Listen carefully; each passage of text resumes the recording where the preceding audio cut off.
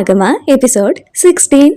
చల్లటి సాయంకాలం వేళ సూర్యుడు అస్తమించి చల్లటి వెన్నెల వెల్లి విరుస్తున్న వేళ కోమలమైన గాలికి తలస్నానం చేసి గుప్పుగా వీస్తున్న పిల్లగాలికి జుట్టుని విదిలించుకుంటూ ఆరబెట్టుకుంటున్న సమయాన మన బేబీ గారు ఎక్కడున్నారు అని పైకొచ్చి కళ్ళని చిన్నవి చేసుకొని చూస్తున్న వాడి కళ్ళు అలా పెద్దవయ్యి సెకండ్ కాకముందే విదిలిస్తున్న దాని నల్లటి కుర్ల కొనల్లో నుంచి చల్లటి నీటి బిందు ఒకటి అలా గాల్లో ఎగురుతూ వచ్చి వాడి కనులకే కాదు ఏకంగా వాడి మనసునే తాకేసింది. ఆ ఒక్క నీటి చుక్క వల్ల వాడికే తెలియకుండా మెల్లగా కళ్ళు మూసేసి గుప్పుమని వీస్తున్న దాని షాంపూ స్మెల్తో పాటు దాని బాడీ అరోమా కూడా మత్తెక్కిస్తుంటే వాడికే తెలియకుండా మైకల్లోకి పడిపోతున్న వాడి మతిని కంట్రోల్లో పెట్టుకోవడం చాలా కష్టమవుతుంది లక్కీకి. నన్ను ఇదేదో చేసేసేలా ఉందిగా తనకు వినిపించకుండా చిన్నగా అనుకుంటూనే దాన్ని పైనుంచి కింద వరకు స్కాన్ చేస్తూ ఎప్పుడు అలా చూసినా చిలిపిగా అల్లరి చేస్తూ వాడికి ఏవేవో కొంటి కోరికలను పుట్టించే ఆ చిట్టి నడుము ఇప్పుడు పూర్తిగా నైట్ డ్రెస్తో కవర్ చేసి ఉండడంతో కాస్త డిసప్పాయింట్ అయినా వాడి చేతి వాటాన్ని మాత్రం వదలక దగ్గరకొస్తూనే చటుక్కున దాని నడుము గిల్లేసి ఇక్కడేం చేసినావే ఎదురుగా కరెక్ట్గా ఇంచు గ్యాప్లో నిలబడి సూటిగా చూస్తూనే అడిగాడు. గిచ్చించుకొని గిల్లించుకొని అలవాటైపోయిన దాని బాడీకి అది పెద్దగా అనిపించక ఈసారి నొప్పి ప్లేస్లో ఏదో తెలియని కొత్త ఫీల్ దాని మనసుని తాకుతున్నా తాకిన ఆ అనుభూతిని బయటికి కనిపించనీక ముందుకు వేసుకున్న జడని వెనక్కి నెట్టి కనిపించట్లేదా ఏం చేస్తున్నానో వంకరగా చూస్తూ చెప్పింది. ఆహా, ఎంతసేపటికి నా డెవిల్ బయటకు వచ్చిందే. ఏంటి డెవిలా?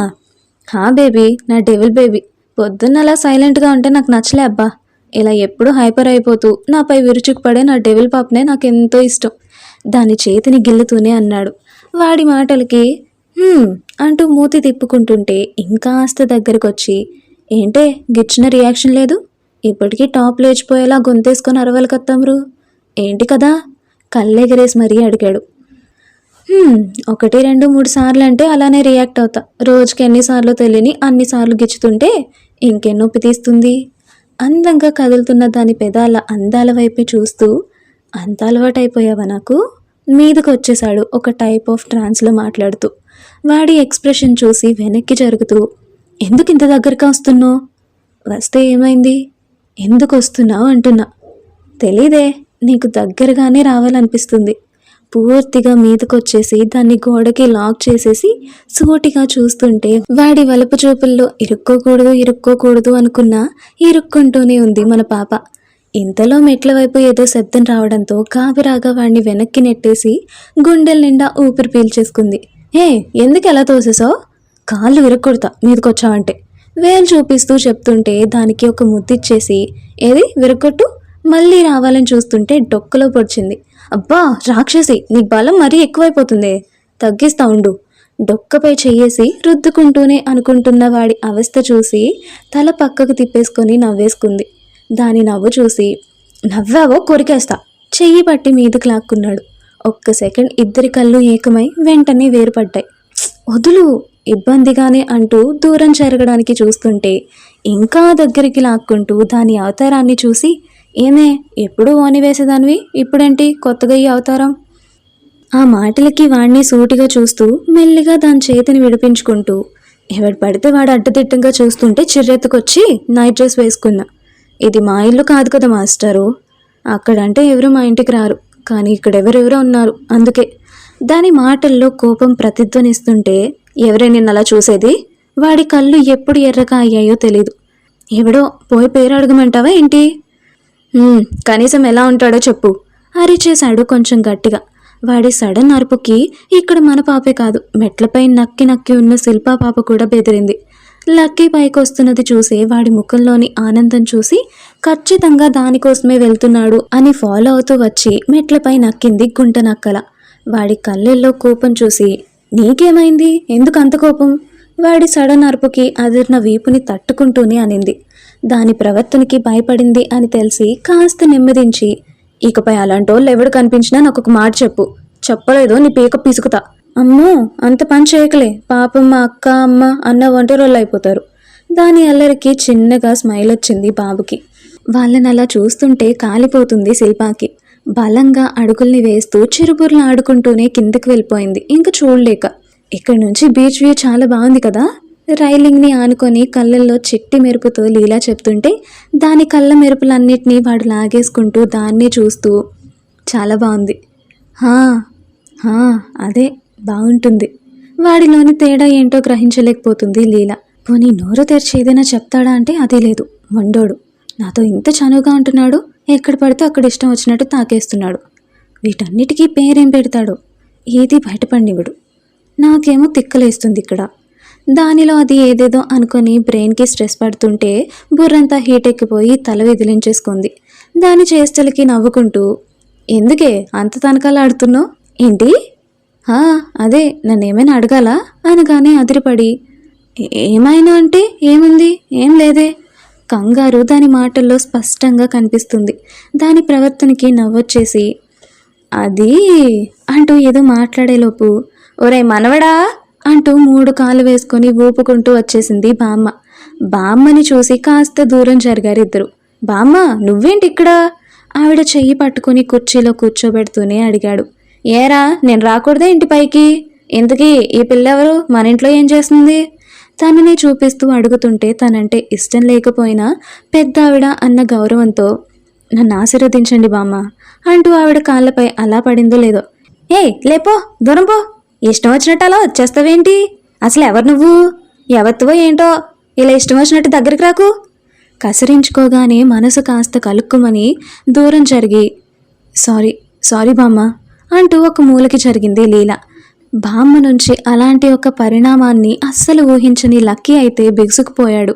లీలా వైపే అసహ్యంగా చూస్తూ రే మనోడా ఎవర్రా ఇది? ఇలాంటి వాళ్ళతో నీకేంట్రా పని? ఇలాంటన్ని చాటు మాటల్లో చెప్పి బొట్లో వేసుకుంటే దాని క్యారెక్టర్లే అంతా. అప్పటి వరకు ఆపుకున్న దాని హైపర్ దాని క్యారెక్టర్ మీదకి వచ్చేసరికి ఇక ఆగలేక మీదకు విరుచుకు పడేలోపు బామ్మ ఏంటా మాటలు, కొంచెం కూడా బుద్ధి లేదా? అయినా తనని చూస్తుంటే నీకు అలా కనిపిస్తుందా? తెలుసు వాళ్ళంటే నీకు పడదని, కానీ ఇంతకంటే ఇంకా నీచంగా మాట్లాడి నీ మర్యాదని నా దగ్గర పోగొట్టుకోకు. బాగుండదు చెప్తున్నా. నీపై ఉండే ఇష్టం కూడా చచ్చిపోతుంది నువ్వు చేసే పనులకి, చేష్టలకి, మాట్లాడే మాటలకి. ఇంకెప్పుడు ఇలాంటివి చేయకు బామ్మ. గట్టి వార్నింగ్ ఇచ్చేసి రాలీలా దాన్ని చేయి పట్టుకొని కిందకి తీసుకెళ్తుంటే కోపంగా కిందకి వెళ్ళి లీలాపై లేనిపోనివన్నీ ఎక్కించి చెప్పి బామ్మని వాళ్ళపై ఉసిగొల్పి వాళ్ళ మాటలన్నీ మళ్ళీ నక్కి నక్కి వింటున్న శిల్పానెత్తిన లక్కీ మాటలకి పెద్ద పిడుగుపడి వాళ్ళు దాని వైపే వస్తుంటే వెనక్కి వెళ్ళలేక అలా అని ఎక్కడ దాక్కోలేక తిక్కపట్టిన దానిలా అటు ఇటు కదిలి మొత్తానికి పైకి వస్తున్నట్టు బిల్డప్ ఇచ్చి బావా ఇక్కడేం చేస్తున్నారు? అప్పుడే పైకి వస్తున్న మాదిరి కటింగ్లు ఇచ్చింది విత్ ఎక్స్ట్రా ఫేక్ స్మైల్. అది పిలుస్తున్నా పలకక దాని వైపు కనీసం ఒక్క లుక్కు కూడా వేయకుండా లీలాతో కిందకి వెళ్ళిపోయాడు లక్కీ. వాడి ప్రక్రియకి ఒళ్ళంతా మండి చూసావా బామ్మ, అంతా దాని చలవే. అదే భావన అలా మార్చేసుంటుంది. లేకపోతే ఎప్పుడు పన్నెత్తి ఒక్క మాటనని బావా, నువ్వంటే ప్రాణమైన బావా నిన్ను ఈరోజు ఎన్నేసి మాటలన్నాడు, అది ఆ వగలాడి కోసం అంటూ అప్పటికే మనవడి ప్రవర్తనకి బగ్గుమంటున్న ఆవిడ కోపానికి ఆజ్యం పోసింది మహాతల్లి. కిందికి వెళ్ళగానే సున్నితంగా వాడి చేతిని తీసేస్తూ బామ్మ చెప్పింది కూడా కరెక్టే కదండి, ఇకపై నాతో ఎక్కువగా తిరక్కండి, అదే మన ఇద్దరికీ మంచిది.